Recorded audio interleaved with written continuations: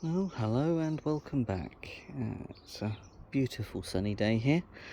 Just thought I'd bring you back and give you an update of the house garden.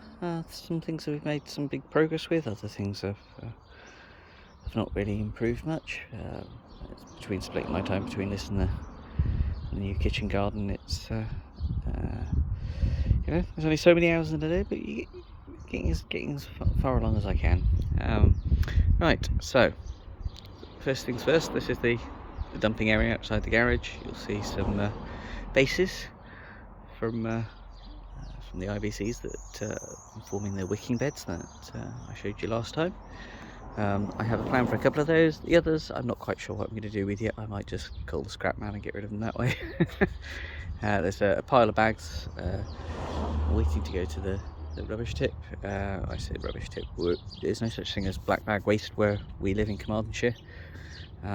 Everything has to be recycled, so if you take a black bag to the tip, you have to separate it into constituent parts. The problem is that most of those contents of those are sweepings off the... Excuse me, there appears to be yet another cavalcade. This is a famous youth event happening just up the road, just a couple of miles up the road, Eisteddfod.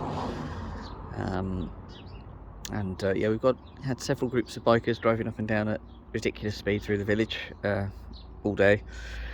Anyway, so yes, there's no such thing as black bag waste. You have to separate it out. Unfortunately, this is mostly sweepings from various bits, so it would just be impractical to do that. We are permitted to put 3 black bags per household of waste out every 3 weeks. So that may take a while, but we'll eventually get rid of them in the black bag waste, or I'll eventually give up and call another waste removal service. I'm a bit hesitant to do that. The last 2 turned up, charged me a fee, which I paid, and then they took a third of what they promised they were going to take, and basically told me to go pound sand when I complained. So I have issues over trustworthy waste removal people. Anyway, let's have a look around the garden, shall we? As you can see, trailer full of compost. Another advantage to living in rural Carmarthenshire is at the moment, if you turn up with your own trailer, they'll fill it full of municipal compost for free. So that holds about between 500 and 600 kilos. Its plated weight is 750, but I wouldn't fill it that high. It would be too highly mounded. I do strap it down, as you can probably see over there. I've got the blue tarp and the elasticated net to go over the top of the tarp to make sure it stays put. Right, so patio. Big change here since the last time. We actually have one that's not a dumping ground. So yes, it's and it's multicoloured. It's not all sort of a nasty grey colour. Obviously, big work to be done over the winter period here, which will include lifting all of these slabs. They're all coming up all the way down here.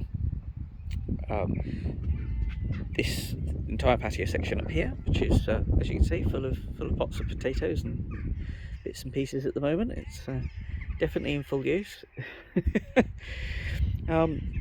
So all of the slabs up there are coming off as well. The brick wall is being rebuilt, concreted in, as is this section is being replaced with concrete once that's done. So this will all be a concrete slab. So it's half a concrete slab and half slabs, but at the minute it'll go as a full concrete slab. And then once this retaining wall's been rebuilt and that raised bed that you can see here is gone, I'm going to use the extra slabs that I've got to extend the patio. So I'll make that a much deeper patio, so it's a bit more usable for us as a family. But that's a winter job. Got the barbecues out, which was lovely. First time this year, so that's been nice. Even the hot tub. Well, at the moment it's a cold tub, as you can see. Little ones have been enjoying themselves in that. This section hasn't really changed. There's still a little bit of rubbish over there, which needs to be bagged and removed to the other section where all the rest of it is. But I'm just too tired. Frankly, it's getting into it. I mean, this is a huge job. There's at least 3. I think they're goat willows. Could be sycamore, but I think more likely goat willow in there, as well as you can see the stands of crocosmia everywhere. they need to be dug and pickaxed out. And underneath it all is a stone raised bed. So again, you have to be careful. It's going to take a long time to work that back. And again, that will probably be an autumn and winter job. That's not something I can get to in the immediate term. Over this side, huge change. See, that was another stone raised bed. Still got some of the stone here. So these stones go in the bottom of the IBC wicking beds as the base layer. You then have a well in the centre, which is then filled with sand and then compost on top. So these are being kept for that reason. We are about to start to build the chicken house and run, which will be 6 foot wide and about 20 feet long. Just enough to house probably 4 or 5 chickens, just enough for our needs. They will get to come out in the garden once the garden's a bit tidier, but they'll also have a permanent run, which I intend to be solid roofed, so it will meet all of the requirements for a flock down location for them, because I'm sure we're going to get that every winter. The back corner, which doesn't look like much at the moment, but that space is actually 15, nearly 20 feet wide and at least 25 feet deep. At the moment, it's just the dumping ground for the beech trees. We really haven't had much time to process. I mean, I do have to put up a video of me using the chipper, but frankly, I haven't had the time to use the chipper at the moment. There have been other tasks that have occupied it. Small pile there waiting to go down to the chipper. Cleared most of this section. That weed proof actually isn't there as weed suppression. It's just been laid out as I was doing the composters, the hot composters, which is a roaring success. I'll show you that in a minute. But yeah, biggest change has been the pond. Got most of the liner out. That's the wool they've used on the inside. Still got a little big clump of iris there to take out, and then we'll start to more fully flatten this section. I mean, this section is mounded up where they've put the crocosmia intentionally to form a kind of a waterfall feature. So again, that needs to be pickaxed out, crocosmia removed once those have gone to their new home, and levelled. So it will need to level all the way across. There's more crocosmia here and a very large tree stump actually buried in the centre there. You can see it resprouting again. That's going to be a big job. But at that stage, we'll have a nice flat area which will become the new lawn for the children to run around in predominantly. Asa looking rather splendid. I have to say, it's a huge old beast. I shall be glad next year when that's gone. So it really does block the view from the kitchen window, but it is beautiful. I have got so many domesticated species of plants and flowers dotted all over the place, going rampant at the moment. I'm not quite sure what that is, but that's a pain in the butt. That bistor is everywhere and is a pain in the butt. But yeah, the wicking beds really are working quite nicely. So this is the first of the beds. I can't remember what that is off the top of my head. I thought it was Cosmos, but it's clearly different. I can't remember. I do have some carrots that the cat has managed to not dig up as part of pooping in every bed, hence why there's a piece of timber across it. Got a few parsnips. It's fine. I'm the only one that eats them. More onions again. Onions in every bed at the moment, and Cosmos, which is probably not far from flowering. Spinach, which is Madania, it's rising up to flower now, so we might get 1 or 2 more picks off of that. Spring onions haven't really shot away like I'd hoped they would. Got a few lettuces, they're coming on nicely, and the beets have done really well. And I've just noticed I have a rogue weed that I've missed in the middle there. Again, onions, Cosmos, with the gooseberries in the background. They didn't react well to being transplanted. They lost all of their flowers, which means I'm not expecting any fruit. Oh no, there's a couple here. See that one there? But yeah, not much in the way of fruit this year. Next year I'm hoping for better. Rhubarb has not liked being moved. Partly I suspect it's because this bed is actually quite low. It needs topping up again, but I can't do that till autumn. Nasturtiums in the front. Another guzgog and onion bed. We've got the this is Calabrese broccoli, doing really well. I did lose a couple in the centre, and this one over here is not looking very well, so I've just sort of chucked a few spare onions in there. Sweet corn, again, really struggled to start. It's taking off now, but that's really only happened in the last 10 days or so. Huge great gaps, but I do have another set of sweet corn in the greenhouse, which I'll show you in a moment, which is going okay. These 3 beds need to be finished. That one needs a frame putting around it, a timber one, and these ones need the whole treatment: stone, sand, compost. This one's got stone in it, so that's kind of what you do, is you create a stone ring as a water reservoir. Put your geotextile membrane, fill that with sand, particularly down into the well, so it can rise up, and then your soil on top. Yeah, so let's have a look down here, shall we? I've dumped these clumps of irises because these are some of the ones I'm keeping. This dryness that we've had has really damaged them. I am going to lift those out of there and get rid of all those weeds. I'm going to take it down flat and put some of that weed-proof membrane that's behind me to build a new section that will just be an iris bed here. I'll probably top it up with compost and create an edge of some description, just so that it's got something that retains water, because irises do really like water. First of my outdoor tomato beds, and you'll see the marigolds in between. But yeah, these are the crimson blush. I've got crimson crush and crimson blush for outside. In that back bed, it's onions and I believe that's an apple. Another wicking bed that's got a cherry and onions. That one is a green gauge from the last house that we owned. That's again not fruited this year. We had some blossom earlier on, but it dropped all the fruit. It's not ready yet for fruiting. And a guzgog again, and some more onions everywhere. The strawberry pots, some of them are taken, some of them really haven't.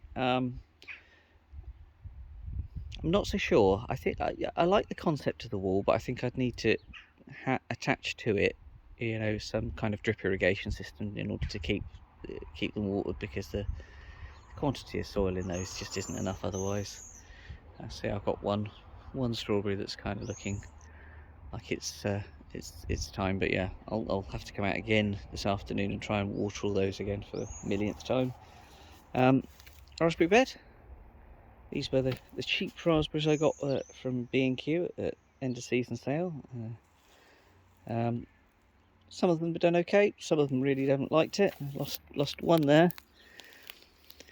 That one there, the one at the back isn't happy, but the new shoots seem to be okay, and this one's really starting to crisp up. But I'm not expecting, it's got flowers on, it might give me a handful of raspberries. I'm not thinking about that for this year. It's more about getting them in, getting the root placement in, then, because these are all autumn fruiting. I'll cut them down, and hopefully next year we'll have a good flush, and away we go. This one is currants, so I have got 2 red currants at the back there from the lovely Liz Zorab. There is a white currant there, Blanca, that I bought at a plant sale. I went to go and see not very long ago. That had I went to go and see Hugh give a talk. That's another one of those. So they're doing okay. Again, more onions, always more onions. This one here, I'm not sure what it is. If I'm honest, this one's lost its label. It might be an apple, it might be a pear, I'm not sure. With onions in this side. Again, we've got our outdoor tomatoes with crimson crush. No, I still haven't got around to taking that other half of the tree down. It's a lot of work, and it creates a lot of risk with that electrical wire, so I've got to be in the mood for it. I have bought myself a new chainsaw, which only arrived this morning, which I might put to good use. You can also see I've got my scaffold there. I'm probably going to put that up on the other side and start to take down some of the tops, so that even if the worst happens and it topples over when I'm cutting a section, if I can cut it below, use the scaffold to reach up high enough to cut off the tops below that electrical level, it shouldn't pose a threat. So yeah, that's this is the main garden, which at this time of year is looking rather nice. I'll show you a panorama.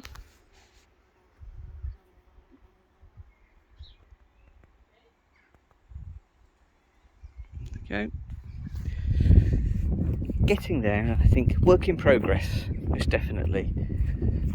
Having the bulk of the rubbish that I've created off the patio has been a big plus. There are still tools everywhere because I'm still doing various jobs as I find 5 minutes, because I am working a full-time job as well. Now, this is an issue. This is that golden hop. Between that and the various weeds, frankly, that are doing that, they have put a lot of shade on the greenhouse, because that way is south facing. But the greenhouse is still getting very warm, just not quite so much direct sunlight. That will be resolved next year, because I want to put a second one where the weeds are. But even so, everything is really firing on all cylinders. I've got my various tomatoes. You'll see in each corner I'll have a sun gold that has 2 main leaders as opposed to 1. They'll get up to the top, at which point I'll let them go mad. I'll keep it from bushing further down, so it doesn't create any detriment to the other plants around it. But once it gets to the top, it can scramble around in the top section of the greenhouse, and I don't care. But these are up to my gut, so probably a good 2.5-3 feet tall. I do grow them in the 30 litre. No, I actually think that one's a 35. But I do grow them in the 30 litre tubs that Tony O'Neill, Simplify Gardening, recommends. They're brilliant for that. The old potato tubs. Little bit of everything over here. So I've got some more spare onions, which will go into the kitchen garden plot. And then there's my potatoes that I've put into the planters and tubs and pots, just as a temporary measure. That's a grape, which again I bought the same time. That needs repotting. I just don't have 5 minutes to repot it. I have a goodly selection of large pots for it to go in, so it's good. It'll have a home until I can find a permanent place for it. Sweet corn, second round after that first round failure. I basically planted twice as much, because even if I do have lots more than I can fit in that little bed, they can go down the kitchen garden into a block there. Some of the peppers have potted up and got up onto the desk, along with winter brassicas. I've got sprouting broccoli, purple sprouting as you call it. Lots and lots of baby leeks. I've got some larger leeks, as you can see. They're ready to go out. They'll probably go out in bed in the next few days. Gherkins, some more sweet corn. Borlotties, they've just come up. I only planted those about a week ago. More brassicas, more leeks. That's red cabbage for winter. That's sprouts, actual sprouts. More peppers. Starting to think about flowering, so they need potting on. But at the minute I'm short of sort of side space to do that. And my actual peas, well, they're flowering. I still haven't got them out. That next bed, the one that's got the stone in the bottom, I'm determined to get that finished today and get the peas and my dwarf French beans, which I'll show you in a minute, inside, into those, because they are desperate for getting out. These are all pumpkins and squashes for the pumpkin patch. I made a slight miscalculation. These are seed from my butternut squash. So I grew an enormous butternut squash, biggest one I've ever grown by a country mile. The thing was like 1.25 foot high. 2 years ago. I kept it in the kitchen. I hadn't got around to eating it. We processed it a couple of days ago, about 10 days ago. I thought, well, I'll chuck some seed in. Being sat in the kitchen for 2 years, it's probably not going to be very much viable. It will have sucked all the life out of it. The seeds won't be any good. So I put 4 in a cell. Yeah, every single one's come up. Yeah, I really don't need 45 butternut squash. I've got a lot of space, but I don't have that much. So yeah, I'm going to a plant swap tomorrow. So I'm going to pot some of these up and take 20 or 30 of those across. I do have some local gardeners who've expressed an interest. So if I can get down to about 8 or 10, I'll be happy. But yeah, I've got a huge variety of squash at the moment. These are strawberry crown. I've got the first one of those coming up. I'm expecting to get some more. These are ichikikuris. I don't think I had... Oh, Jack of all trades. That was a seed packet that I found ages ago. Nothing come up there. All delicata. These are traditional jack-o'-lanterns, so I've got a few of these. What's in the other side? That's more delicata again. Delicata doesn't seem to like it. Sweet dumpling. I got 3 of those come up. I suspect I'll get more. They've literally only come up in the last 24 hours. If we go inside to the workshop, I've still got stuff everywhere here. These are the bargain onion sets that I've started out in these module trays again. A, because I like to give them a good chance, get a root ball developed before I abandon them to the fields, and B, because I haven't got space to put them out yet. Now over here we have a zillion more squash. These are Atina polka courgettes. They need to go out into a bed at the kitchen garden plot as soon as possible. I've got a couple of spare cucumbers at the front, but they are going to a friend of mine's. Then I've got blue hubbards, which I love. They're my favourite winter squash. I use them to make pumpkin pies, and they are a roaring success every time. They make superb pumpkin pie pumpkins. These are my dwarf French beans that are not so dwarf because they've been kept inside for too long. They are at the point of flowering. They desperately need to go out. They are going to go out today, come hell or high water. What are these? These are more courgettes. And then in here we've got some crown prince, some polar bear, which is a white pumpkin, which I thought was quite cool. What have we got at the back? I think they are goosebumps at the back, which is sort of a knobbly one. No, that's Turk's turban at the back. A couple of Turk's turban. More Turk's turban. So I've got an embarrassment of riches there. Crown prince at the front. Oh, this section here is up to that point is crown prince, and from there it is goosebumps. Yeah, goosebumps are the knobbly, sort of gnarled looking ones that you get. I just thought I'd have a bit of a variety for the kids to choose from when they come down to the plot. This is basically the back third of the plot. If I can get what I want to get to, it's going to be basically a village pumpkin patch, and Halloween they'll be available for the local village kids to come pick themselves a pumpkin to carve for Halloween and stick in the windows. So just thought it would be nice. Yeah, so that's it for home at the moment. Some progress made. Not as much as I would have liked to have got done, but time and tide. It's going to take me 3 years to get this garden fully completed, simply because of time and monetary constraints. So, but yeah, I think I've done okay considering, and I do have the outlet of the kitchen garden. So I'll bring you back in a week or so to have a look at that one, because that one's come on leaps and bounds as well. Yeah, so I'll speak to you then.